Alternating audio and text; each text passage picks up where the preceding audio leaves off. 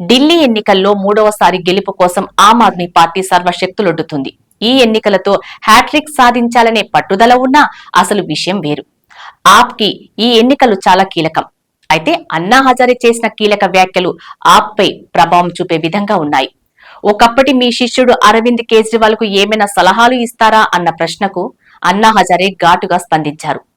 కేజ్రీవాల్ గతంలో తాను ఇచ్చిన సూచనలను మర్చిపోయి డబ్బు కోసం పరిగెత్తాడని ఆయన గుర్తు చేశాడు.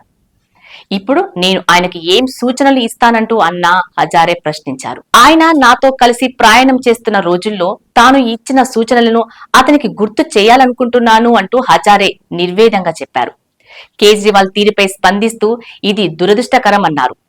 అతను తనతో పాటు వాలంటీర్ గా ఉన్నాడని, జీవితంలో నీ ప్రవర్తన, అభిప్రాయాలను ఎల్లప్పుడూ శుభ్రంగా ఉంచుకోవాలని తాను అతనికి ఎప్పుడు చెబుతుంటానని అన్నా హజారే గుర్తు చేసుకున్నారు.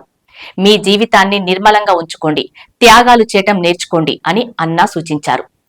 ఎల్లప్పుడూ సత్య మార్గంలో నడవండని కోరారు.